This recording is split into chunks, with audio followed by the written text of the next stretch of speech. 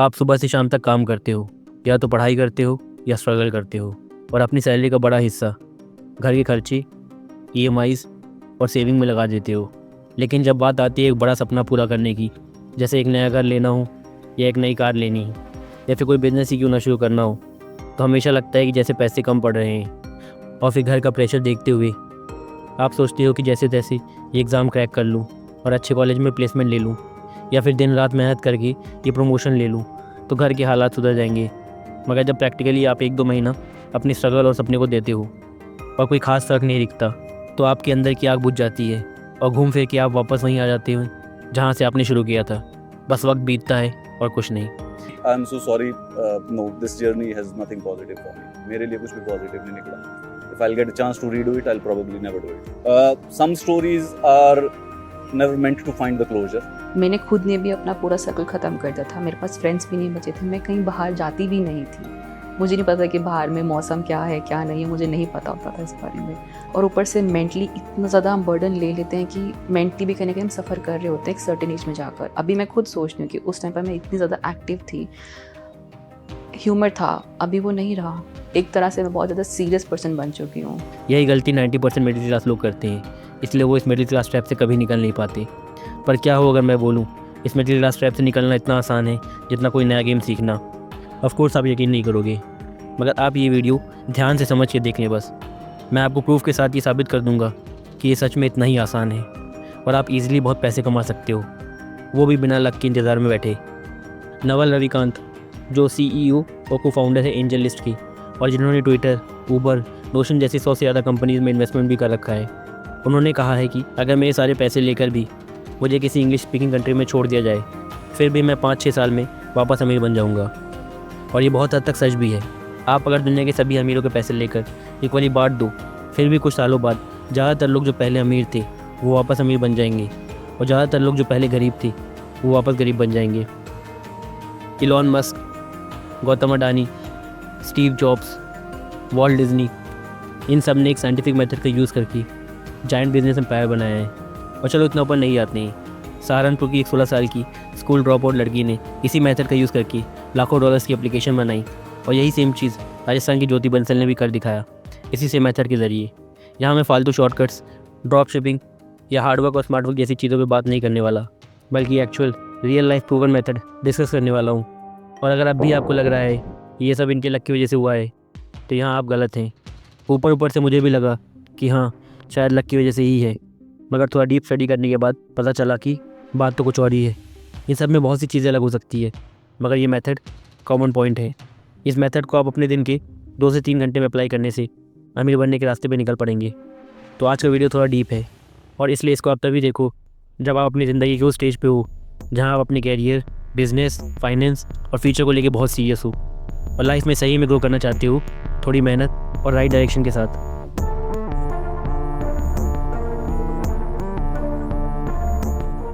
तो पहले हम कुछ रियल लाइफ एग्जांपल की हेल्प से इस मेथड को समझते हैं, जिसमें पहली कहानी यूपी के सहारनपुर की है। सहारनपुर के स्कूल में पढ़ने वाली एक 16 साल की लड़की हर्षिता अरोड़ा, जिसको कन्वेंशनल स्कूलिंग सिस्टम बोरिंग लगता था, और उसने 8th स्टैंडर्ड में स्कूल छोड़ने का फ़ैसला लिया। अब इंडियन पेरेंट्स के लिए स्कूलिंग तो वैसे है जैसे इंसानों के लिए ऑक्सीजन। मतलब लोग क्या कहेंगे कि हर्षिता 10वीं पास भी नहीं है। उसके पेरेंट्स काफ़ी नाराज़ थे उसके इस डिसीजन को लेकर, मगर हर्षिता ने जैसे तैसे अपने पेरेंट्स को कन्विंस किया। स्कूल के दिनों में उसे कंप्यूटर साइंस की टीचर उन्हें डिज़ाइनिंग पोस्टर्स का काफ़ी ज़्यादा काम देते थे और डिज़ाइनिंग प्रिंसिपल्स पर काफ़ी फोकस करते थे। यही चीज़ हर्षिता को डिज़ाइनिंग के काम में इंटरेस्ट लेने पर मजबूर कर गई। 13 साल की उम्र से ही हर्षिता IT मैगजीन्स और क्रिप्टो करेंसीज़ के बारे में पढ़ती थी। उसने देखा कि current crypto currencies app incomplete है और उतने हेल्पफुल नहीं है जितने होने चाहिए। इसी चीज़ ने हर्षिता को एक वेल बैलेंस्ड ऐप डिज़ाइन करने के प्रिंसिपल्स को समझने में मदद की। 2016 में उसने बेंगलोर में सेल्स फोर्स के साथ एक इंटर्नशिप की, जो उसके लिए एक बहुत बड़ी लर्निंग एक्सपीरियंस बनी। यहाँ हर्षिता ने अपना पहला iOS एप्लीकेशन बनाने का सोचा। उसने iOS ऐप बनाने पर रिसर्च की और स्विफ्ट प्रोग्रामिंग लैंग्वेज सीखना शुरू किया।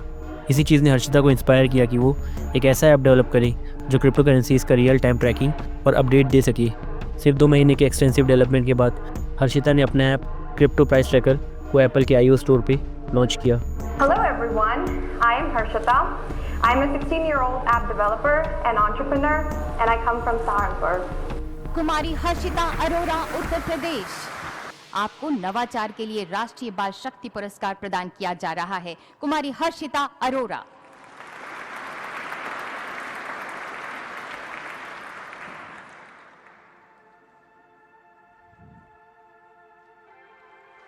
इस ऐप ने पहले दिन ही डाउनलोड्स के सारे रिकॉर्ड तोड़ दिए और नंबर 1 पेड ऐप की लिस्ट में अपनी जगह बना ली। आगे चलकर रेडवुड सिटी वेंचर्स ने इस ऐप को लाखों डॉलर्स में एक्वायर किया और हर्षिता को भी हायर कर लिया इस कंपनी को मैनेज करने के लिए। आइए अगली कहानी के लिए राजस्थान चलते हैं। ये कहानी है ज्योति बंसल की। ज्योति का जन्म राजस्थान के एक छोटे से गांव में हुआ, जहां वो अपने पापा की मदद करते थे एक छोटे से फार्म इक्विपमेंट की दुकान चलाने में। उन्होंने 1999 में IIT दिल्ली से कंप्यूटर साइंस में ग्रेजुएशन किया और साल 2000 में अमेरिका चले गए। वहाँ उन्होंने कई स्टार्टअप्स के साथ काम किया, लेकिन अपना खुद का स्टार्टअप शुरू करने के लिए उन्हें ग्रीन कार्ड मिलने का इंतज़ार करना पड़ा। 2008 में ज्योति ने ऐप डायनेमिक्स की स्थापना की, जो सॉफ्टवेयर एप्लीकेशन के परफॉर्मेंस, मॉनिटरिंग और ट्रबल शूटिंग के लिए टूल्स प्रोवाइड करती है। शुरुआत में उन्हें वेंचर कैपिटलिस्ट से फंडिंग मिलने में मुश्किलें हुईं, लेकिन बाद में उन्होंने $5 मिलियन का पहला इन्वेस्टमेंट हासिल किया। ऐप डायनेमिक्स ने अपने पहले 18 महीने में ही $5 से $6 मिलियन का रेवेन्यू जनरेट किया। कंपनी ने नेटफ्लिक्स, प्राइसलाइन और इलेक्ट्रॉनिक आर्ट्स जैसे बड़े क्लाइंट को अपना बनाया। ज्योति ने प्रोडक्ट के साथ साथ सेल्स एग्जीक्यूशन और कस्टमर सर्विसेज पर भी जोर दिया, जिससे 2014 तक कंपनी का एनुअल रेवेन्यू $70 से $80 मिलियन तक पहुंच गया। 2017 में ऐप डायनेमिक्स को सिस्को ने $3.7 बिलियन में एक्वायर किया, जो उस समय कंपनी की IPO वैल्यूएशन से लगभग दुगना था। इस एक्विजिशन के बाद ज्योति के साथ साथ कंपनी के लगभग 400 एम्प्लॉयज़ मिलियनेयर बन गए। I grew up in a small town in India, in Rajasthan, Ajmer. Then, at that time I was in my late 20s. I was an engineer. I had no experience with business, no experience with management. I never managed anyone before. If you look at my journey, I started my first company, App Dynamics. This was in 2008. In 2017, we sold it to Cisco for $3.7 billion. ऐसी और भी अनगिनत कहानियाँ हैं, मगर हमारा focus है उस मेथड को सीखना जिसको यूज़ करके ये सब सक्सेस हासिल कर पाए। अब इन दोनों ही कहानियों में 3 इंपॉर्टेंट फैक्टर है जिसके बलबूते पर ये दोनों इतना महंगा एप्लीकेशन डेवलप कर पाए, जिसमें से पहला फैक्टर है स्पेसिफिक नॉलेज। अगर आपका सवाल है कि ये स्पेसिफिक नॉलेज क्या है, तो इसका जवाब बहुत आसान है। नवल रविकांत ने इसको ऐसे डिफ़ाइन किया है कि स्पेसिफिक नॉलेज ऐसी यूनिक स्किल या एक्सपर्टीज़ को कहते हैं जो किसी और के लिए कॉपी कर पाना मुश्किल हो और जो आपके नेचुरल टैलेंट, क्यूरियोसिटी और पैशन से आती है। ये नॉलेज आपको स्कूल या फॉर्मल एजुकेशन से नहीं मिलती, बल्कि एक्सपीरियंस और इंटरेस्ट के ज़रिए मिलती है। जैसे कि ज्योति बंसल के केस में उन्होंने सॉफ्टवेयर सिस्टम और एप्लीकेशन परफॉर्मेंस मैनेजमेंट का डीप नॉलेज डेवलप किया। ये नॉलेज उन्होंने ऐप डायनेमिक्स बनाने के लिए यूज़ किया। और हर्षिता अरोरा के केस में उन्होंने क्रिप्टो इन्वेस्टर्स की नीड को समझा और क्रिप्टो प्राइस ट्रैकर ऐप बनाया, जिसके लिए उन्होंने ऐप डेवलपमेंट और क्रिप्टो करेंसी मार्केट में डीप स्पेसिफिक नॉलेज हासिल की। अगर ध्यान से सोचे तो क्या किसी और के पास सॉफ्टवेयर सिस्टम और APM की नॉलेज नहीं होगी, या ऐप डेवलपमेंट और क्रिप्टो करेंसी मार्केट की? एक्चुअली बहुतों के पास होगी, मगर फिर भी इन्होंने ही ये सॉफ्टवेयर बनाया और इसको बेचा। क्या गूगल, माइक्रोसॉफ्ट, TCS, विप्रो जैसे इतनी जाइंट कंपनीज़ के पास इतने रिसोर्सेज नहीं थे कि वो ये ऐप डेवलप कर लें? बिल्कुल है, मगर फिर भी वो इसको डेवलप नहीं कर पाए, क्योंकि जितनी स्पेसिफिक नॉलेज हर्षिता ने इस ऐप को डेवलप करते करते हासिल कर ली थी, उतनी स्पेसिफिक नॉलेज वहाँ के किसी भी एम्प्लॉय के पास नहीं है, क्योंकि हर्षिता ने अपना दिन रात सिर्फ इसी एक काम को दिया है। वहीं ये बड़ी कंपनीज एक साथ कई काम करती हैं और उनकी टीम ओवरऑल टास्क पर फोकस करती है। कंपनी के एम्प्लॉयज़ के पास bonus, salary, projects, presentation, meetings जैसे कई काम में फोकस करने को, और इसके अलावा जो काम असाइन हुआ भी होता है उसमें भी बहुत अलग अलग सिनेरियोज़ होते हैं। इसलिए हर्षिता और ज्योति ऐसे ऐप डेवलप करने में सक्सेसफुल रहे, क्योंकि उन्होंने एक साथ मल्टीपल लेयर्स ऑफ नॉलेज की जगह स्पेसिफिक नॉलेज पर फोकस किया। जहां आज मैक्सिमम लोग यूट्यूब, इंस्टाग्राम या किसी और जगह ऐड देखते हैं कि ग्राफिक डिज़ाइनिंग में बहुत पैसा है, वीडियो एडिटिंग में बहुत पैसा है, कंटेंट राइटिंग में बहुत पैसा है, और आपको भी इतना पैसा कमाना है तो आज ही ये कोर्स ज्वाइन करें। मैं उन लोगों को बताना चाहूँगा, पैसे हर जगह हैं, बस आपके अंदर स्पेसिफिक नॉलेज नहीं है कि आप इन फील्ड से पैसा जनरेट कर सकें। अब चाय तो सालों से लोग बेचते आ रहे थे, मगर फिर भी बिज़नेस कोई नहीं बना पाया। फिर आते हैं कुछ अपरंपार ज्ञानी और उसी चाय से अपना बिज़नेस एम्पायर बना लेते हैं। चाय सुट्टाबाद, चाय पॉइंट, MBA चाय वाला, और भी बहुत हैं। क्या आपने कभी सोचा था कि चाय में भी इतना पैसा होगा? मगर है। इसी तरह हर फील्ड में पैसा है, बस आपको स्पेसिफिक नॉलेज डेवलप करना है। मुझे पता है अभी आपको कुछ खास समझ नहीं आया होगा और कई सवाल आपके मन में उठ रहे होंगे कि स्पेसिफिक नॉलेज डेवलप कैसे करें, क्या स्पेसिफिक नॉलेज अपनी फील्ड में ही सिलेक्ट करना होगा या किसी और फील्ड में, और ऐसे ही बहुत सवाल। तो इन सब सवालों को हम आगे ईजी प्रैक्टिकल एग्जाम्पल के साथ समझेंगे, मगर उससे पहले समझते हैं दूसरा इंपॉर्टेंट फैक्टर, जो कि है use of financial leverage. Financial leverage का मतलब है उधार लिए हुए पैसे का यूज़ करके एसेट्स खरीदना, ताकि जो रिटर्न्स मिले वो बोरोइंग की कॉस्ट से ज़्यादा हो। इसका मेन गोल है ज़्यादा प्रॉफिट कमाना बिना अपने एक्स्ट्रा पैसा लगाए। मतलब जैसे आपको एक बिज़नेस शुरू करना है जिसमें आपकी स्पेसिफिक नॉलेज का यूज़ हो और आपको पता है कि इससे अच्छा प्रॉफिट कमाया जा सकता है और उसके लिए आपको 10 लाख रुपए की ज़रूरत है, तो आपके पास दो ऑप्शन है। या तो आप 1-2 साल पैसे सेव करो ताकि आप उस कमाए हुए पैसे से बिज़नेस को शुरू कर सको, या तो आप बैंक या रिश्तेदारों से लोन ले सको। तो फाइनेंशियल लेवरेज है कि आप बैंक या रिश्तेदारों से लोन लें और अपना बिज़नेस शुरू करें, और जितना इंटरेस्ट आपको बैंक को देना है उससे कई गुना ज़्यादा इंटरेस्ट आप अपने बिज़नेस से कमा सको। जैसे आपने बैंक से 10 लाख रुपए लिए हैं और आपको अगले 24 महीने तक 10 लाख रुपए लोन और 2 लाख इंटरेस्ट, यानी टोटल 12 लाख वापस करने हैं। तो आपको महीने के 50,000 रुपये वापस करने होंगे। मगर जो बिज़नेस आपने सेटअप किया है उससे आप 60,000 महीने कमाते हैं, तो 10,000 रुपये आपका प्रॉफिट होगा और 2 साल बाद आपकी कंपनी भी इस्टेब्लिश हो जाएगी और साथ साथ आपका लोन भी क्लियर हो जाएगा। वहीं पहले ऑप्शन को देखें तो आप बिज़नेस स्टार्ट करने के लिए पैसे जमा करते, तो अभी तक आप पैसे ही जमा कर रहे होते। मगर आपका सवाल होगा कि क्या कोई बिज़नेस शुरुआत से ही 60,000 प्रॉफिट कमा के देने लगता है? तो इसका जवाब है नहीं, ज़्यादातर तो ऐसा नहीं होता। तो इसका जवाब आपको आगे मिलेगा कि इससे कैसे निपटना है। इन दोनों ही कहानियों में फाइनेंशियल लेवरेज का यूज़ क्लियरली दिखाई देता है। ज्योति बंसल ने वेंचर कैपिटलिस्ट से फंडिंग लेकर ऐप डायनेमिक्स शुरू किया और हर्षिता अरोड़ा ने अपने ऐप डेवलपमेंट के लिए अपने लिमिटेड रिसोर्सेज को स्ट्रैटेजिकली यूज़ किया। And so what leverage does is it amplifies your power. It says, whatever I could do, I can now do it 10 times better or 100 times better because I have leverage. And as an entrepreneur, leverage is your friend. Leverage is what gives you the power to do what you want to do to change the world. दोनों ने अपनी specific knowledge को financial leverage के साथ combine किया, जो इनके success का एक बड़ा कारण बना। तीसरा इंपॉर्टेंट फैक्टर है स्केलेबिलिटी। स्केलेबिलिटी का मतलब है अपने प्रोडक्ट या सर्विसेज को एक लार्ज ऑडियंस तक पहुंचाकर बड़े लेवल पर एग्जीक्यूट करना बिना अपनी क्वालिटी और एफिशिएंसी को कॉम्प्रोमाइज़ किए। ज्योति बंसल ने ऐप डायनेमिक्स को इस तरह डिज़ाइन किया कि वो बड़े एंटरप्राइजेस के कॉम्प्लेक्स आईटी सिस्टम के परफॉर्मेंस को एफिशिएंटली मॉनिटर कर सकें। इसी स्केलेबिलिटी ने ऐप डायनेमिक्स को एक ग्लोबल सॉल्यूशन बनाया, जिसने उन्हें $1 बिलियन एक्विजिशन तक पहुंचाया। हर्षिता अरोड़ा के केस में उनका क्रिप्टो प्राइस ट्रैकर ऐप एक स्केलेबल सॉल्यूशन था, जो दुनिया के कई क्रिप्टो इन्वेस्टर्स की रियल टाइम ट्रैकिंग की ज़रूरत को पूरा करता था। स्केलेबिलिटी का एक और इम्पॉर्टेंट एस्पेक्ट है कि आप कैसे अपने टाइम और एफर्ट को मैक्सिमम आउटपुट के लिए यूज़ करते हो। ज्योति और हर्षिता दोनों ने स्केलेबल प्लेटफॉर्म बनाया जो उनकी फिजिकल प्रेजेंस के बिना ही काम करते हैं। इससे उनका टाइम और रिसोर्सेज सेव हुआ। इन्हीं तीनों फैक्टर का कॉम्बिनेशन है ये मेथड। अगर अभी भी आपको कुछ समझ नहीं आया तो अब हम इसको बहुत सिंपल और आसान तरीके से समझेंगे और ये देखेंगे कि आप कैसे इससे अपना खुद का बिजनेस या कमाई का ज़रिया बना सकते हैं। पहला काम है आपको अपनी स्पेसिफिक नॉलेज डेवलप करनी है, तो इसके लिए trial and error method use करना बेस्ट और सूटेबल तरीका होगा। आपको देखना है ऐसा क्या काम है जो आप बिना पैसों के लिए भी कर सकते हैं, क्योंकि शुरुआत में आप इससे पैसे नहीं कमा पाएंगे। अभी आप लर्निंग स्टेज पे हैं, तो हो सकता है आपको थोड़ा पैसा खर्चा करना पड़े, बाकी कमाई पर ध्यान देना है।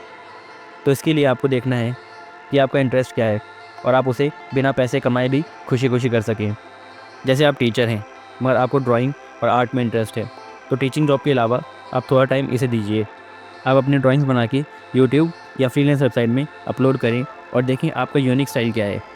सपोज़ आपको रियलाइज़ होता है कि ये तो शुरुआत में अच्छा लग रहा था मगर अब ये उतना मज़ेदार नहीं है, तो कोई बात नहीं, आप दूसरी फील्ड में ट्राई कर सकते हो।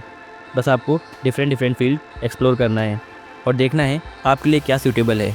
हो सकता है आपको वीडियो एडिटिंग में मज़ा आने लगे, तो आप वीडियो एडिटिंग ही ट्राई करिए। बहुत से सॉफ्टवेयर हैं जैसे डाविंची, आफ्टर इफेक्ट, फिल्मोरा, किसी को भी यूज़ करके काम शुरू करें बस।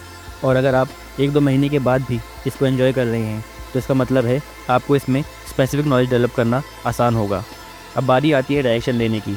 तो इसके लिए आप वीडियोस को या तो यूट्यूब या फ्रीलांस वेबसाइट पे अपलोड करिए, और अगर हो सके तो साथ साथ इसके ज़रिए किसी और की वीडियो एडिट करना शुरू करें। इससे आपकी वीडियो एडिटिंग में स्किल्स और स्पेसिफिक नॉलेज डेवलप होगी और आपका इंटरेस्ट और ज़्यादा डेवलप होगा। तो होगा ये कि आपकी क्वालिटी इंक्रीज़ होगी और लोग आपको और ज़्यादा काम देंगे और आप इससे पैसा कमाना शुरू कर देंगे। अब क्योंकि आप सारा टाइम वीडियो एडिटिंग को दे रहे हैं और अपनी क्यूरियोसिटी, पैशन इसी फील्ड में डेवलप कर रहे हैं, इसलिए आपका ये प्रोसेस इस फील्ड में आपकी स्पेसिफिक नॉलेज डेवलप कर देगा। तो अब आपको स्पेसिफिक नॉलेज मिल गई है और आप पैसे भी कमाने लगे हैं, साथ साथ आप अपनी टीचिंग जॉब भी कर रहे हैं। तो बिना फील्ड बदले आपने फाइनली स्पेसिफिक नॉलेज गेन कर ली है। अब सेकेंड स्टेप है आपको आइडेंटिफाई करना कि क्या कमी है या क्या सोल्यूशन है जो आप इस फील्ड में प्रोवाइड कर सकते हैं, जिसके लिए लोग पैसा खर्चा करने के लिए तैयार हो जाएं। ये स्टेप आपके लिए इम्पॉर्टेंट है और हो सकता है आपको कोई प्रॉब्लम मिल भी गई हो। अगर नहीं तो थोड़ा पेशेंस के साथ काम करते रहें, आज नहीं तो कल कुछ ना कुछ आइडिया मिल ही जाएगा।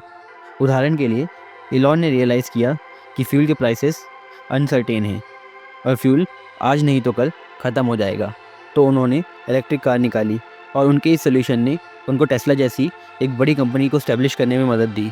क्या कोई और कंपनी नहीं थी जो इलेक्ट्रिक कार डेवलप करना चाहती हो? बिल्कुल थी, मगर इलॉन ही क्यों कर पाए? क्योंकि वो सारा वक्त इसी प्रोजेक्ट को दे रहे थे और उन्होंने आइडेंटिफाई किया कि इलेक्ट्रिक कार तो सब बनाने की कोशिश कर रहे हैं, मगर पावर और एक्सपीरियंस आज भी वो लोग पेट्रोल कार की तरह नहीं दे पा रहे हैं। बस यही प्रॉब्लम उन्होंने आइडेंटिफाई करके इसे सॉल्यूशन प्रोवाइड किया। उसी तरह आपको भी कोई फ्लॉज या आइडियाज़ फाइंड करना है अपनी फील्ड में। चलो मान लेते हैं कि आप वीडियो एडिटिंग करते करते रियलाइज़ करते हैं कि यूट्यूबर्स के लिए ऐसी कोई कंपनी ही नहीं है जो उनको consistent video editing services provide कर पाए और आपने इसमें एक अपॉर्चुनिटी देखी। तो अगला काम होगा आपको ऐसी ही कंपनी डेवलप करना, और क्योंकि ये एक अच्छा आइडिया है तो आपकी कंपनी के चलने के बहुत ज़्यादा चांसेस हैं। अब इसको अचीव करने के लिए सबसे पहला कदम होगा आपको बेसिक फ्रेमवर्क तैयार करना है और इसके लिए आपको आइडेंटिफाई करना होगा कि कंपनी कैसे बनाएं। तो आप रियलाइज़ करेंगे एक प्लेटफॉर्म डेवलप करने के लिए बेसिक कोडिंग की ज़रूरत है, और या तो आप इसको आउटसोर्स कर सकते हैं, मतलब किसी और से पैसे देकर बनवा सकते हैं, या अगर आपके पास टाइम है या आप अपनी अर्ली स्टेज में हैं तो आप खुद से प्रोग्रामिंग सीख के अपना ऐप डेवलप कर सकते हैं। इसके ज़रिए आपको आपकी एप्लीकेशन का बेसिक आइडिया मिलेगा। अगर आपके दिमाग में चल रहा है कि आजकल वेबसाइट तो AI से बन जाती है, तो AI बेस्ड वेबसाइट में उतनी स्ट्रॉन्ग सिक्योरिटी नहीं होती। आप में से जो सोच रहा है कि ये सब बहुत मुश्किल काम है, आपसे नहीं हो सकता और आपकी कंप्यूटर साइंस फील्ड है भी नहीं, या तो आप बस ऐसे ही पास हो गए हैं, आपके अंदर इतना टैलेंट नहीं है, तो ये सब बस एक्सक्यूज़ हैं। 16 साल की लड़की हर्षिता ठीक से स्कूल भी नहीं पढ़ी, कंप्यूटर साइंस तो दूर की बात है, उसने खुद से सीख के अपने लिए ऐप बनाया है। अगर 15-16 साल की एक बच्ची कर सकती है तो आप तो कर ही सकते हैं। बस आपको लगता है कि अरे इसको तो सॉफ्टवेयर चलाना आता है, इसका दिमाग अच्छा है, इसका बेसिक कॉन्सेप्ट मजबूत है, ये बड़े स्कूल से पढ़ा हुआ है, बट एक्चुअली दिमाग आपका भी उतना ही अच्छा है जितना उसका है। बस आप अपने दिमाग के इल्यूजन में फंस चुके हैं। आप इस इल्यूजन से बाहर निकलने में डर रहे हैं, क्योंकि शुरू में बहुत मुश्किल होता है कोई भी काम स्टार्ट करना, मगर धीरे धीरे जब आप वो काम करने लगते हैं तो वो अपने आप ही आसान हो जाता है। बस आपको यही चीज़ समझनी है। अब आपको यहाँ पे 2 चीज़ों का ध्यान देना है। पहला, आपको काफ़ी टाइम देना है अपनी स्पेसिफिक नॉलेज डेवलप करने में, वो भी बिना किसी कॉम्प्रोमाइज़ के। और दूसरा, आपको अपने लिए या किसी क्लाइंट के लिए जितना ज़्यादा हो सके काम करके एक्सपीरियंस हासिल करना है और पैसे कमाना शुरू करना है। जब तक ये दोनों पॉइंट्स क्लियर नहीं हो जाती आपको अगले स्टेप पे नहीं बढ़ना। चलिए टॉपिक में वापस आते हैं। तो आपने बेसिक फ्रेमवर्क तैयार कर लिया है फाइनली। अब अगला स्टेप होगा फंड्स, जिसके बलबूते पे आप अपनी कंपनी चालू कर पाएँ और कुछ एम्प्लॉयज़ या काम को आउटसोर्स कर पाएँ। यहाँ आता है फाइनेंशियल लेवरेज।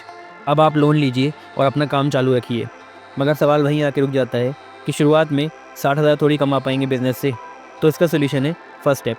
जैसे कि मैंने आपको पहले बताया है कि जब तक आप पैसे ना कमाने लग जाएं अपने स्पेसिफिक नॉलेज के बेसिस पे, आपको इस स्टेप पे नहीं आना है। तो मान लेते हैं आप कुछ पैसे कमाने लगे होंगे और बेसिक फ्रेमवर्क और प्लानिंग करते करते कुछ पैसे जमा भी कर लिए होंगे। तो उन्हीं पैसों की हेल्प से शुरुआत या कुछ लोन्स चुकाने का बैकअप बनाइए। कुछ महीनों का सपोर्ट तो आपको मिल जाएगा। अगर फिर भी आपको डाउट है तो थोड़ा इंतज़ार और कर लें। तब तक आप अपनी नॉलेज और स्किल को पॉलिश करें, और जब आप तैयार हों तो लोन ले लें। मगर जब तक आप श्योर नहीं है लोन को लेकर, तब तक आप सिर्फ फर्स्ट स्टेप पर ही फोकस करिए, क्योंकि उसी के ज़रिए आपकी इनिशियल कमाई होगी। अब आपका अगला टास्क होगा पूरी तरह से कंपनी को स्टैब्लिश करना जल्द से जल्द, और क्योंकि आप इस फील्ड में स्पेसिफिक नॉलेज रखते हैं, आप इसको ईज़िली कर पाएंगे और बाकी कंपनीज़ के लिए ये करना मुश्किल है, क्योंकि आपने इस काम में बहुत टाइम और डेडिकेशन दी है और प्रॉब्लम आइडेंटिफाई करके उसका सॉल्यूशन ढूंढा है। तो आपके पास एडवांटेज होगा और धीरे धीरे आपकी कंपनी स्टैब्लिश हो जाएगी। अब आता है अगला स्टेप, स्केलेबिलिटी। क्योंकि आपके पास अब सोर्स ऑफ इनकम है और टीम भी, तो ये टास्क भी वक्त के साथ हो जाएगा। अब ऊपर से आपको लग रहा होगा ये तो बस सुनने में अच्छा लगता है, प्रैक्टिकली नहीं। तो आइए चलते हैं वक्त में थोड़ा पीछे। साल 2000, इंटरनेट उस टाइम पॉपुलर होना शुरू हुआ था और इलॉन मस्क जो महज 29 साल के थे, उन्होंने किताबें पढ़ के अपनी स्पेसिफिक नॉलेज डेवलप की प्रोग्रामिंग में, और उन्होंने प्रोग्रामिंग का यूज़ करके एक ऐप बनाया Zip2, जिसको उन्होंने $300 मिलियन यानी लगभग 26,000 करोड़ में बेचा था। इस ऐप के ज़रिए इलॉन न्यूज़पेपर को ऑनलाइन डायरेक्टरी और मैप्स प्रोवाइड करते थे। इसको बेचकर इलॉन एक बात समझ गए थे कि इंटरनेट फ्यूचर है और आगे चलकर लोगों को ऑनलाइन पैसा भेजने की ज़रूरत पड़ेगी, और उस टाइम इसका कोई सोल्यूशन नहीं था और ये प्रॉब्लम उनके स्पेसिफिक नॉलेज के साथ फिट भी बैठ रही थी, क्योंकि ऑनलाइन ट्रांजैक्शन ऐप बनाने के लिए प्रोग्रामिंग लैंग्वेज आना ज़रूरी है और इलॉन के पास ऑलरेडी इसकी अच्छी कमांड थी। तो उन्होंने इसी प्रॉब्लम को सॉल्व करने के लिए एक कंपनी बनाई जिसका नाम था X.com। आगे चलकर उन्होंने इस कंपनी को कॉन्फिनिटी नाम की एक कंपनी के साथ मर्ज करके पेपल बनाया और आज पेपल $66 बिलियन की कंपनी है। इसी तरह लाखों एग्जाम्पल है, मगर आई होप जो मैं बताना चाहता हूँ आपको वो समझ आ गया होगा। पहली चीज़, बिना किसी रिज़ल्ट की उम्मीद रखे आपको फुल पोटेंशियल और पेशेंस के साथ स्पेसिफिक नॉलेज डेवलप करने में लग जाना है, ट्रायल एंड एरर मेथड का यूज़ करके। अब ज़रूरी नहीं है कि आप प्रोग्रामिंग लैंग्वेज, वीडियो एडिटिंग या ऐसी ही कोई स्पेसिफिक नॉलेज को ढूंढें। आपको स्पेसिफिक नॉलेज कहीं भी मिल सकती है। अगर आपको क्रिकेट देखने में इंटरेस्ट है तो वहाँ मिल सकती है, गाना सुनने में है तो वहाँ मिल सकती है, खाना बनाने में है तो वहाँ मिल सकती है। बस आपको आइडेंटिफाई करना है। दूसरी चीज़, आपको टाइम सेव करना ज़रूरी है, तो पॉसिबल हो तो आपको फाइनेंशियल लेवरेज का यूज़ करना है, मगर सिर्फ उसी कंडीशन में जब आपके पास कुछ बैकअप हो। और तीसरी चीज़, आपको स्केलेबिलिटी पे ध्यान देना है, वो भी पेशेंस के साथ। बस आपको पेशेंस से काम लेना है, क्योंकि ये पूरा मेथड बिना पेशेंस के बेकार है। आपको अपनी कैपेसिटी और टाइम के हिसाब से प्रोसेस फॉलो करना है। अगर हो सके तो हर एस्पेक्ट को समझें, मगर कोशिश करते रहें, क्योंकि एक्चुअली में कोई शॉर्टकट नहीं होता। हर चीज़ धीरे धीरे होती है, बस आपको काम और कंपोज रहना है।